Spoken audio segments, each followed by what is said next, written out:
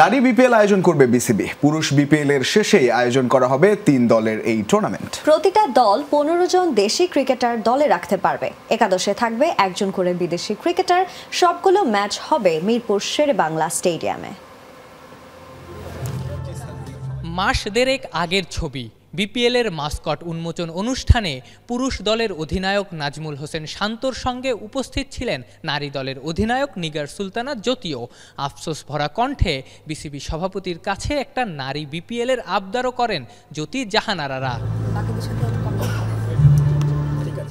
অবশেষে নারী ক্রিকেটারদের ভাগ্য খুলতে যাচ্ছে। আসছে নারীদের বিপিএল। পুরুষ বিপিএল এর শেষেই ফেব্রুয়ারির 10 তারিখের দিকে শুরু হচ্ছে 3 দলের নারী বিপিএল। 2 রাউন্ডে হবে 6 ম্যাচ, এরপর হবে ফাইনাল।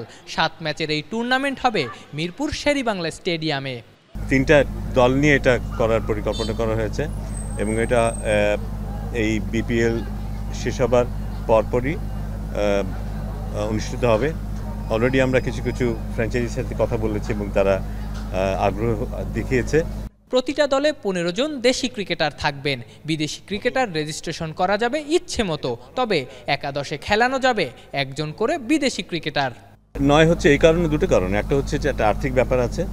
4 জন বিদেশি খেলোয়াড়কে যদি আমরা ইনক্লুড করতে চাই, সেক্ষেত্রে দলগুলোর উপর যে আর্থিক চাপটা পড়বে, এই মুহূর্তে বোধহয় দলগুলো সেই চাপটা নিতে চাচ্ছে না।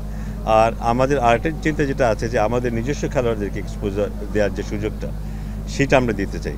সেই কারণে কিন্তু আমরা 4টা দল করিনি, 3টা দল করেছি যেন ভালো কম্পিটিশন হয়। টি-20 ক্রিকেট বর্তমানের আবেদন, সেই আবেদন মেটাবে এই টুর্নামেন্ট। পাশাপাশি নারী ক্রিকেটারদের এই ফরম্যাটের উন্নতিতে আরও বড় ভূমিকা রাখবে বলেই বিশ্বাস বিসিবি পরিচালকের।